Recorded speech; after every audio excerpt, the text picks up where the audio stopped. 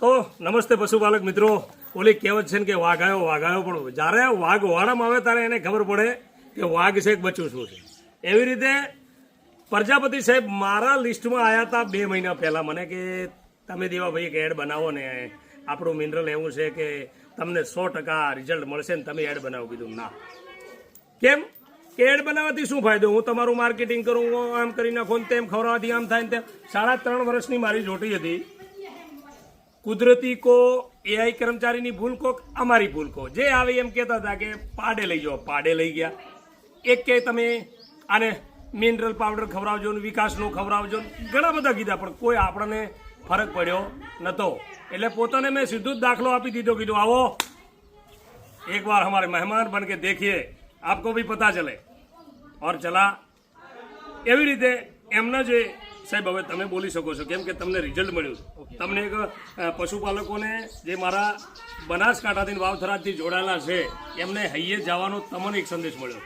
એ સંદેશ તમે પહોંચાડી શકો. હવે આજથી 2 મહિના પહેલા જ્યારે દેવાભાઈને મારે મળવાનું થયું ત્યારે દેવાભાઈનું કહેવું એવું હતું કે સાહેબ અમે તો ખવડાવીને તૂટી ગયા પણ છતાં આમાં કોઈ રિઝલ્ટ મળતું નથી અને તમે જો આમાં રિઝલ્ટ આપો તો આપણે તમે કોઈ એટલો પાવડર ખવડાવો. મેં કીધું હું કહું એટલો નહીં, તમે ખાલી 2.5 કિલો પાવડર મારો CRS ખવડાવો. જો તમને રિઝલ્ટ નહીં મળે તો તમારા જોટાને તમે જે 2 મહિના ચાકરી કરીને એના ચાકરીના પૈસા હું આપીશ. બરાબર કીધું. બરાબર. અને મેં પાછો તમને ચેલેન્જ કરી હતી. કીધું જોજો એલના બરાબર હા ટેલેન્ટની સાથે ટેલેન્ટ ટકરાય તો જ ખબર પડે ગાંડો છે કે ડાયો છે. તો આજે દેવાભાઈને મારે જવાનું થયું બાપર તો કીધું લાવો ને દેવાભાઈને ફોન કરું. 2 મહિના એમને તો 2 મહિના થઈ ગયા જોટાને એટલે ફોન આવે નહીં કારણ કે ભૂલી ગયા પોતે. ભૂલી નહીં ગયા.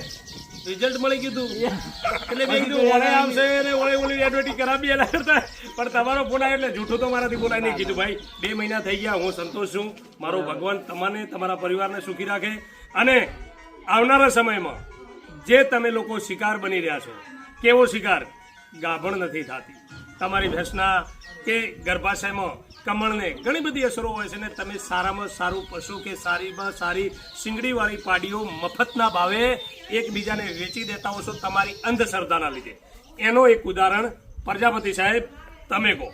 માર્કેટમાં કે કોઈ પણ મેડિકલે જ્યારે લેવા જાઓ ત્યારે ખાસ રિક્વેસ્ટ છે કે ભળતા નામથી ફરમાશો નહીં. બીજી ઘણી કંપનીઓના પાવડર ભળતા નામથી હોય છે તો ખાસ જ્યારે માર્કેટમાં લેવા જવાનું થાય કોઈ પણ મેડિકલ તો નામથી CRS, ચિલેટેડ, રેનમેક્સ, શક્તિ, જેનેક્સ કંપનીનું જ માગજો ત્યારે જ તમને મળશે. અને એ ખવડાયા પછી રિઝલ્ટ માટે આપણે બધા એકબીજા સાથે જોડાયેલા છીએ. 110% રિઝલ્ટ મળશે.